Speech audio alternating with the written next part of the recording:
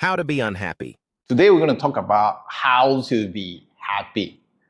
But before that, I want you to ask yourself how to be unhappy. Isn't it weird that we never thought about that question itself? How to be unhappy? Nobody actually questioned it. Nobody searched for that. Nobody actually find that. But intuitively somehow, instinctively, it is so easy to be unhappy, and then we have to find how to be happy. What is the cause of it? Have you ever wondered?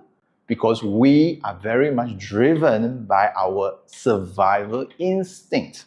We've always been wanting to improve ourselves, wanting to find what are the things that have done wrong, so that we can correct it, we can escape from danger. We have to stay alert, we have to do good, we have to perform better.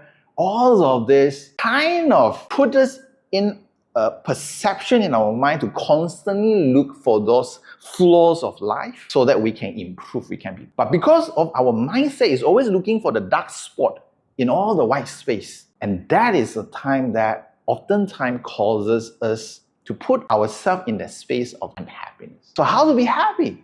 Very simple. Don't look at the dark spot only. Also look at the white space. So how do we actually be happy? I think one of the most important, one of the most simplest practice is really the practice of gratitude. And with this, I feel like I want to share a real story of mine that involved my friend that had a severe accident that ended up in the hospital, and he has to lie down there for 6 months because severely injured his spine. And in the same room, he has another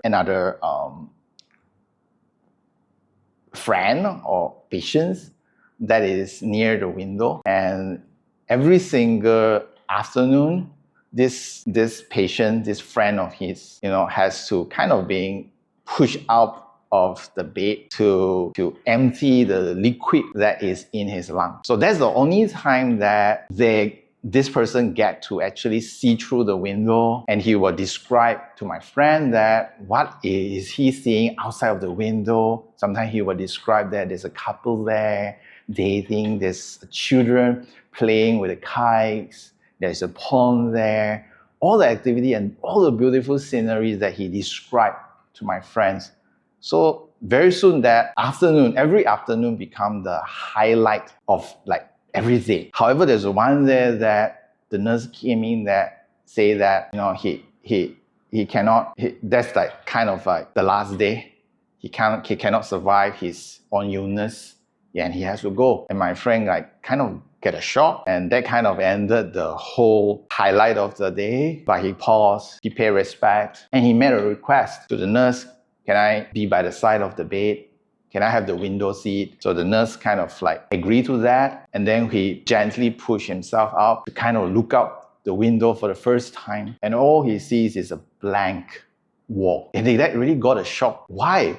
It's just a blank wall. There's no beautiful scenery. There's no people there. There's no pond there. Cannot even see much of any nice scenery. So he puzzled. He asked the nurse, why all the story sharing from that friend of his every single afternoon? And the nurse just smiled at him and said, maybe he's just trying to bring you hope. Maybe he just wants to share the gratitude of the day. And for me, that story itself teaches us that can we see past the wall of our everyday challenges? Oftentimes when we meet with a challenge, it's like we meet with a wall. It's very difficult for us to go beyond that unless we have the gratitude within us to be able to paint a better picture within us, to see hope, to see beauty of life, because there's so much more things that we can be grateful for. But why are we only looking at all the little things, all the little dark spot of our life, that we became so obsessed and so focused only on those dark spots? I feel one of the biggest practice to be happy is truly to be grateful,